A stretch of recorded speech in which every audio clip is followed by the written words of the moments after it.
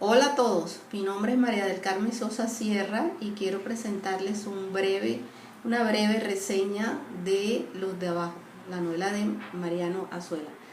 Este es el extracto: Dios los ayude y los lleve por buen camino. Ahora van ustedes, mañana correremos también nosotros, huyendo de la leva, perseguidos por estos condenados del gobierno que nos han declarado guerra a muerte a todos los pobres, que nos roban nuestros puercos, nuestras gallinas y hasta el maicito que tenemos para comer, que queman nuestras casas y se llevan nuestras mujeres, y que por fin donde dan con uno, allí lo acaban como si fuera perro del mal.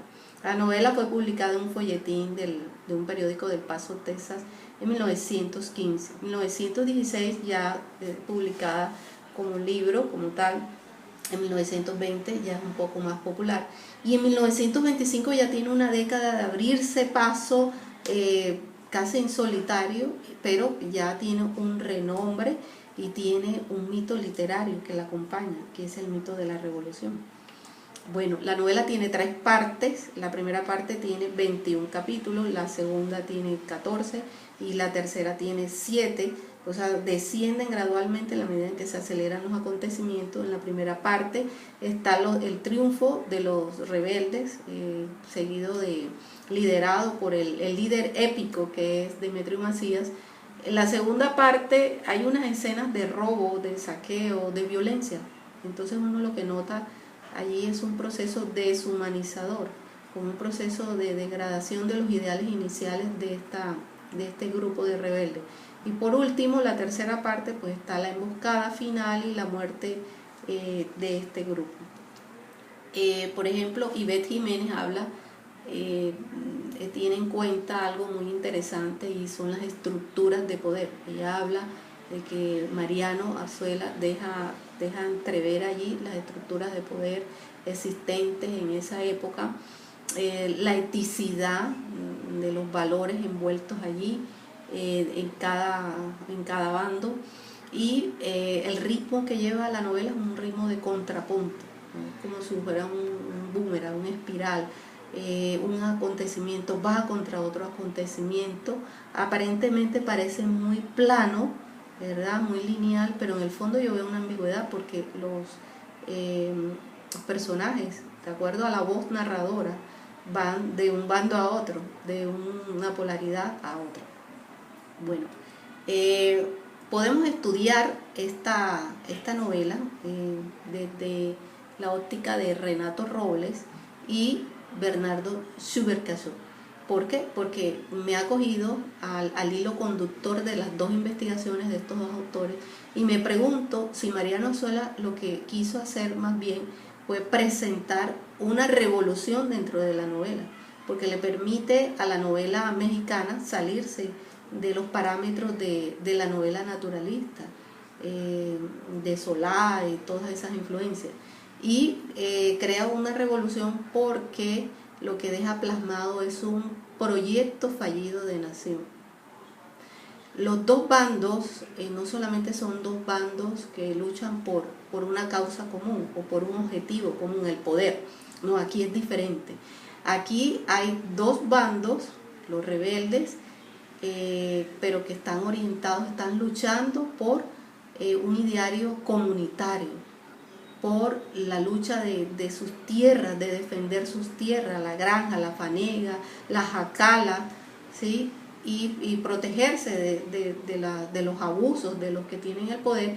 Y vemos también una tropa de federales que representan al gobierno, están protegidos por el gobierno, por el Estado, y llevan un proyecto embrionario, y es el proyecto de la nación. Entonces hay unas diferencias que se notan inmediatamente, unas dicotomías, y esas dicotomías son irreconciliables, porque crean fragmentos, crean fisuras profundas en los 2 ideales. Entonces, por ejemplo, Renato Robles analiza esas tensiones desde la sociocrítica de Edmund Cross, y él destaca, por ejemplo, tensiones como campo-ciudad, moralidad y moralidad, saciedad, hambre, por ejemplo. Y Bernardo Subercaseaux podemos hacer este análisis. Dice, por un lado, entonces está la visión del mundo y la lógica de la comunidad, de lo que la sociología considera premoderno, y por el otro está un imaginario de la nación. Por una parte, la experiencia concreta, que es la de los rebeldes, ellos luchan por experiencia, y por la otra está la racionalidad abstracta, que totaliza y responde a una ideología revolucionaria. Esa era la del ejército, digamos, institucional, ¿verdad?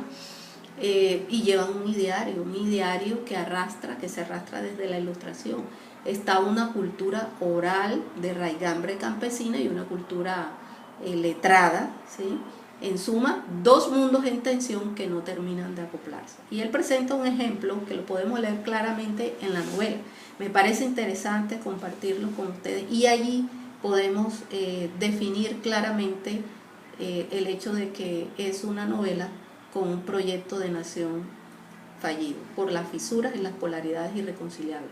Hay varios pasajes y episodios que denotan y amplían esta tensión. En la primera parte, mientras el jefe se recupera de su herida, el grupo pernocta en un rancherío donde la seña Remigia los atiende con tortillas, blanquillos, huevos, frijoles y maíz.